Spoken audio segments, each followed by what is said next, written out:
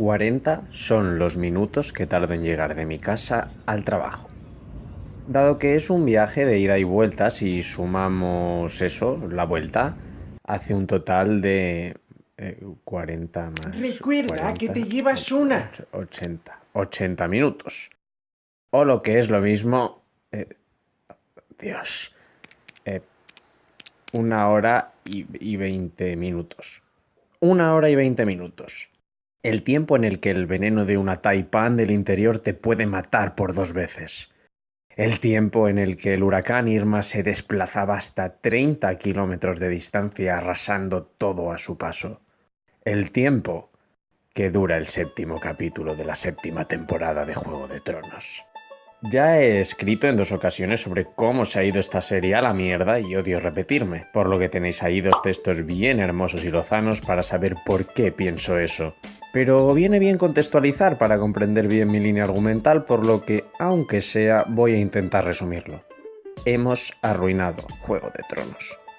Digo hemos, nosotros, su público. Este es el primer producto que deja de gustarme por las personas que lo consumimos. Por un lado, por la sensación de inmediatez y esa necesidad imperiosa de transformar lo experimentado en información. Que te comas spoilers sí o sí, salvo que vivas en una cueva, porque hay que soltar la gracia, o crear el meme sin pensar en joderle al otro.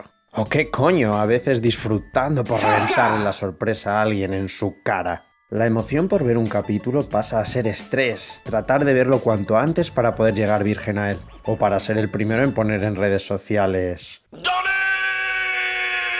Admito, sí obstante, que no es la única serie que comete ese pecado, si bien es algo que sigue estando ahí.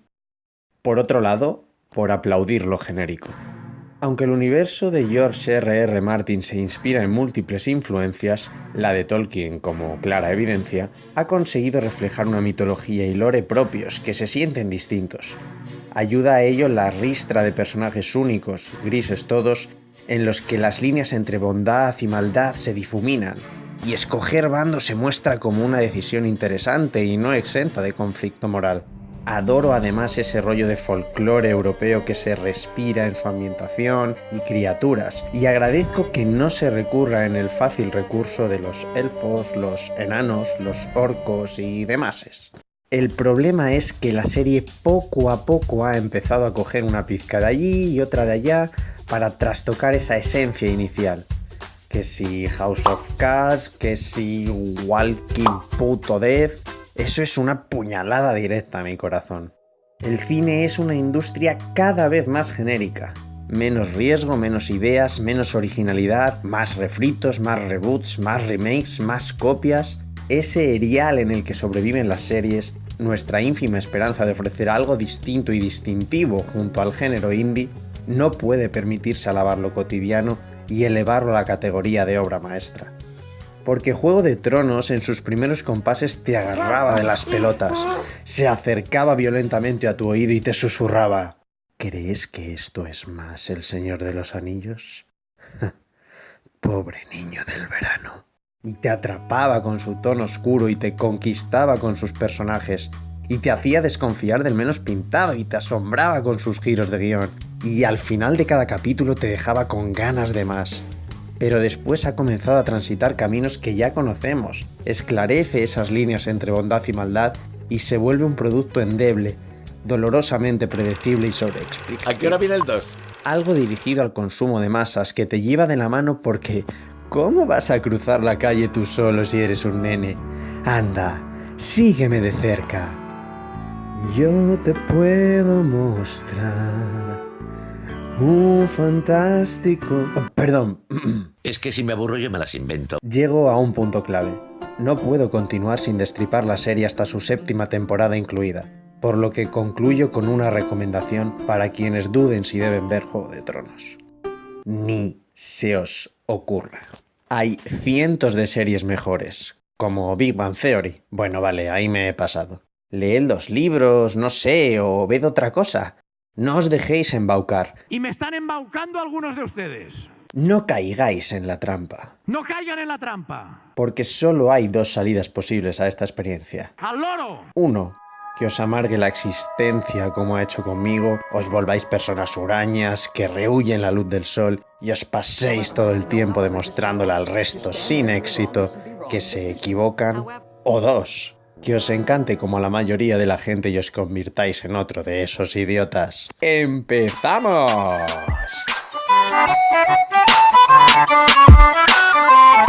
Hola, soy yo otra vez. Igual no lo has pillado, pero no deberías estar aquí si no has visto Juego de Tronos y no sé, te apetece en algún momento. Porque voy a empezar a soltar spoilers por un tubo y nadie quiere que pase algo así. Por cosas más pequeñas se montan guerras, así que eso. Tira para atrás, venga, ¿eh? Sí, tú, no te hagas el remolón, ¿vale? Venga, bien. ¿Estamos ya solo, gente? ¿Sí? Perfecto. Al lío. La cosa empieza casi como terminó. Arya envenenando Freys, disfrazada de lo que toque. Lo que más gracia me hace de la escena es que se da por hecho que la casa Frey desaparece tras esto porque han muerto todos. Digo yo. Más adelante sucederá algo parecido con los Martell y con los Tyrell. ¿Por qué no? Pero volvamos al primer capítulo. Tras el momento en los gemelos, transcurre todo a fuego lento. No ocurre nada reseñable a lo largo del mismo. Después de aquel episodio final de sexta temporada donde sucedían demasiadas cosas a la vez porque en el resto de la temporada solo había relleno, pensé que aprenderían la lección. Aquí solo les quedan 6 capítulos más. Empezamos bien. No obstante, saquemos algo positivo. A pesar de su ritmo, me encanta que en este primer acercamiento se haga énfasis en lo cotidiano. Este primer capítulo nos recuerda que en toda esta guerra hay víctimas lejos de los poderosos que sufren por sus caprichos. Creo que desde la segunda temporada es una idea que se había diluido. Tenemos el cadáver de la niña junto a su padre que encuentra al perro y le llena de remordimientos y culpa por una situación que les excede y de la que no son plenamente conscientes. O al grupo de soldados Lannister cuya única preocupación es regresar a su casa con sus familias y poder llevar vidas normales. Sé que la escena es más una excusa para el cameo de Ed Sheeran, si bien es un concepto que está ahí y me gusta. Aquí además se pone contrapunto entre estos pobres diablos y una Arya cuyo único anhelo es la venganza. Parece una contraposición banal, pero es un momento definitorio, porque más adelante, cuando Arya se reencuentra con Pastel Caliente, su camino diverge y duda en si debe continuar con su locura o reencontrarse con los suyos. Y ya sabemos qué decisión toma. Quizás sea pura casualidad y le esté sacando jugo a algo que no tiene que exprimir. Igualmente es algo que me moló, como también lo hizo el, para mí, mejor momento de la temporada. Uno que implica a la susodicha Arya y a su hermana Sansa. Me refiero a esta escena. Tras una fría reconciliación en las todavía más frías bóvedas subterráneas de Invernalia, Arya comienza a practicar el combate con armas frente a Brienne de Tarth, mientras Sansa observa desde las alturas. La señora de Invernalia. Distancia. En un instante dado, Sansa se incomoda y se marcha. ¿Por qué adoro esa reacción? Os preguntaréis. Oh, me alegro de que me hagáis esa pregunta, chiquis. Gran parte de los espectadores interpretaron que Sansa se daba cuenta de cómo había progresado su hermana pequeña hasta el punto de ser capaz de rivalizar contra una de las mejores combatientes de Poniente, mientras que ella no había llegado a nada. No quiero ser cabrón, pero ¿veis cómo sois idiotas? Sansa es la señora del norte, ha pasado lo indecible hasta llegar a gobernar una región importante. Exactamente, ¿qué tiene que envidiar de la zarrapastrosa de su hermana? Lo que muestra esta escena es miedo. Sansa se reencuentra con sus hermanos vivos y es precisamente Jon con el que más comparte, aquel que peor le caía en su momento. Esto no se debe a que Lord Nieve haya cambiado porque, francamente, Dios sabe que no ha evolucionado un ápice y sigue siendo el mismo valiente zoquete. Se debe a que a Sansa le aterra en que se han convertido Arya y Bran. Uno, un ser insensible que trasciende la humanidad misma. Otra, una loca asesina sin posibilidad a la vista de recuperar la cordura que se piensa por encima de las normas. Esperábamos una amistad entre las dos hermanas y una fortificación de lazos y, en su lugar, tenemos distancia. Sansa nos baja los pies a la tierra y nos recuerda que Arya es un ser amoral, al que admirar resultaría peligroso. Lo único que me empaña esta sensación es ese acercamiento final durante el cierre de temporada, en el que se da a entender que la simbiosis entre ambas ha ocurrido. No es algo que me guste en exceso, ni se llega a ello de una forma convincente. Pero sí me encanta ese momento en el que una reina nos hace ver a su hermana como el monstruo en el que se ha convertido, con apenas un gesto de desaprobación. Bravo por eso. Sin embargo, no nos engañemos. Estos breves momentos se terminan esfumados, como lágrimas en la lluvia. Porque la tónica habitual no es esta de recogimiento, sino una de alarde, de vanidad, de forzar situaciones estúpidas si eso garantiza el espectáculo. Un espectáculo que, en mi caso particular, no me compensa en absoluto. La pereza a nivel de guión es tal que algunos personajes aparecen y desaparecen durante la temporada sin importar cómo ni cuándo. Y no me refiero a los habituales teletransportes. Theon Greyjoy, por ejemplo, se arroja del barco cuando raptan a su hermana y cuando te olvidaste de él aparece en Rocadragón y no está. ¿Dónde ha ido? Y de repente en la reunión del último capítulo, otra vez aquí. Pero qué desapercibido pasa este chico. Ahora que lo de Gusano Gris rodeado por un ejército en Roca Casterly. Genial representación de la Roca, HBO, os habéis lucido. ¿Cómo saldrá de esta el fiel soldado? Pues no le volvemos a ver hasta el último capítulo. Entre medias, pues lo que haya ocurrido debe ser que no importa. Es triste cómo se ha dejado de trabajar en los personajes y en su evolución, en un simple y perezoso esfuerzo de hacerlos a todos más planos que una tabla. Ahora, ¿eres bueno o eres Cersei Lannister? La frontera por la que antes trasegaban todos y cada uno de ellos se ha vuelto un lugar de división real. Me aburre. Que vosotros lo que queréis son momentos salseantes y batallas épicas entre dragones y zombies, ¿vale?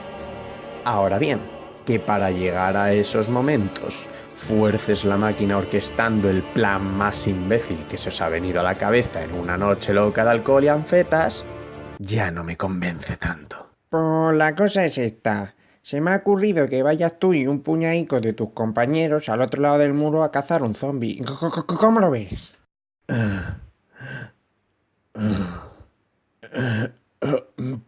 ¡Pero serás cabrón! Mirad, cuando el argumento para un suceso es porque si no la obra no continuaría, estás poniendo en evidencia el guión. Uno condescendiente.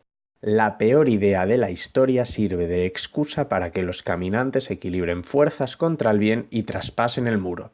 Darles un dragón zombie les otorga literalmente el derecho a sobrepasar cualquier barrera que se imponga. Y ya que estamos con esto, desarrollemos lo de la simplificación. tío! Juego de Tronos ya no es un Juego de Tronos. ¡Qué ironía! Es un enfrentamiento del bien contra el mal. Bien los caminantes blancos, bien la reina blanca.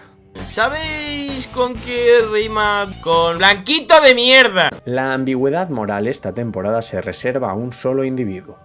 Tyrion Lannister, un personaje que ha descendido a los infiernos porque si la pluma de Martin no está detrás ni de sus actos ni de sus diálogos, se convierte en otro botarate más, ni un ápice de su arrollador carisma dejándose llevar. Pero dejemos esa escena al final para sospechar de él y pensar que sea capaz de traicionar a los suyos porque ¿a qué clase de trato habrá llegado con Cersei? Sinceramente, idos a cagar. Hay mucha gente en el paro, mucha gente con limitaciones capaz de hacer un mejor trabajo de mano de la reina que Tyrion, cuyo único logro ha sido que el bando más fuerte con una diferencia abismal sobre el resto se iguale al resto. Y ahí sigue el tío. ¡No le despiden! Tyrion, mi personaje favorito, es ahora una vulgar comparsa. Otro títere desfrontalizado en manos de Benioff y Weiss. A Meñique, mi favorito de los libros, ya lo llevo dando por perdido desde la tercera temporada, por lo que apenas me ha dolido su muerte. una que llamáis justicia poética, pero en la que, una vez más, la torpe manera de llegar a ella pone de relieve que sin el material original detrás, los guionistas o no pueden o no les dejan crear situaciones, como poco, verosímiles. Porque coño, que Baelish trate de engañar a Arya Stark, experta asesina ultraentrenada en el arte de la mentira, con la carta de Sansa que Kat y Robb desecharon en segundos durante la primera temporada, y que casi lo consiga, Petyr no muere porque lo merezca, sino porque ya no saben qué más hacer con el personaje. Esta muerte preventiva, una de tantas, es una constante de estos últimos tiempos, sobre todo con personajes de relevancia media o baja. Además, para rematar la faena, se usa a Bran Stark como el elemento que destapa a Meñique. Me surge una duda, una pequeña y miserable duda. ¿Por qué el tullido de los cojones usa su poder para chorradas y no cosas necesarias como impedir que los caminantes tengan un jodido dragón zombie y traspasen el muro? ¡No! ¡Joder! Es que no puedo más, ¿eh? Me voy. No puedo seguir con esto porque es que todavía seguirá la gente alabando esta serie de mierda. Y es que no puede ser. Estoy de vuelta. Pido disculpas. A ver, ¿por dónde iba? Bran Stark. Bran Stark es un personaje que se salta las reglas. Es como introducir a un espectador dentro de la serie. Alguien que conecte todas las tramas entre sí, e incluso predecir el futuro y vislumbrar un pasado no vivido. Ese poder es demasiado potente en una serie como Juego de Tronos y difícilmente van a saber controlarlo para lo que esté por venir. Es más, ya han demostrado que no saben. Todo esto son solo granos de arena en un desierto de ideas, ejemplos de por qué lo que otrora guardaba un mínimo de coherencia y trataba de reflejar un conflicto de egos y poderes, ahora se ha quedado en nada. Estaba claro que las cosas iban a explotar hacia un épico enfrentamiento final, pero entonces, ¿de qué sirven 7 temporadas con tantos personajes, tantas historias que no han llevado a nada, si todo nos conducía a la clásica batalla del bien contra el mal? ¿A Transformers? ¿Por qué aupar a los cielos a Juego de Tronos cuando nos ha metido descaradamente relleno tras relleno tras relleno y luego no tienen tiempo de desarrollar bien lo importante? Ni siquiera el tiempo me vale de excusa. Y si no, ahí está el 7º capítulo de la 3ª temporada de Rick y Morty para demostrar cuántas cosas se pueden contar e interconectar de manera perfecta en 20 minutos. Veamos como ejemplo palpable a Jaime Lannister, junto a su hermana, 3 temporadas y abandonándola a destiempo, cuando el personaje ya está perdido para la causa y cualquier atisbo de carácter o personalidad se han esfumado hace eones. Claro que tenía que alejarse de Cersei, pero antes, buen hombre. Se supone que su viaje de vuelta a desembarco junto a Brienne de Tarth le transforma física y mentalmente, humaniza y hiere a un tipo que se creía intocable y vivía en la mentira de creerse el dueño de su propia vida cuando no era más que otra marioneta en el juego. Otra pieza. No es que Jaime deba hacerse jugador, sí que sea consciente de que no pinta nada junto a su hermana y decida tomar el rumbo de su existencia sin pensar en ser el instrumento de otros. Debería haberse marchado mucho antes, mostrando algo de orgullo. Ahora lo hace porque Cersei no le deja más remedio, porque ella prefiere ver el mundo y su propia familia arder que ceder el trono. Pero leches, es que eso ya lo había hecho en un sentido literal al final de la temporada pasada. Oh, Dani, ¿pero qué me dices de cuando carga contra el dragón? Y Daenerys, ¿cuál buen caballero? ¿Qué me cuentas de eso? Reforzar la sensación de que Jaime Lannister es un valiente botarate que actúa por instinto es devolverlo a la línea de salida de la que partió, que retorne a ser el capullo engreído del principio. Lo que Juego de Tronos ha conseguido es que de su universo solo me importe que mueran 3 personas. A mí, mientras no me toquen a Bronn, a Tormund y al perro, puedo vivir perfectamente tranquilo. Antes podían llegar a ser una veintena porque te encariñabas con ellos, estaban bien construidos y sobre todo te echabas a temblar pensando que era perfectamente probable que les pudiera ocurrir algo. Cuando en una serie esto pasa a ser esto, significa basta. Y a pesar de todo, tengo que ver la 8ª y a priori última temporada. No por gusto, por deber. Haciendo cálculos he invertido más de 50 horas en la serie, sin contar revisionados, búsqueda de información y teorías, y por supuesto, leer los libros. No puedo permitirme dejar inacabada una experiencia en la que he gastado tanto tiempo, por mucho que me repatee. Además, me gusta odiar Juego de Tronos e ir contracorriente. Meterme con ella con fundamento porque sé cuál es el material original en el que se basa y lo que se ha perdido por intentar ser mainstream y contentar a la plebe. Me divierto riéndome de lo ridícula que se ha vuelto, mucho más de cómo se endiosa y más todavía si me da para hacer vídeos como este. Ese soy yo, el crítico que Juego de Tronos merece, pero no el que necesita. Me siento en la obligación de estar en esa posición. Soy lo que soy. Alguien debe serlo. De hecho, os recomiendo no seguir mi ejemplo, no amargaros, no tomaros las cosas tan en serio. Disfrutad de la vida y punto, sin peros que valgan, ni intentando buscarle los 3 pies al gato. Seguid siendo buena gente sin necesidad de meterse con los demás.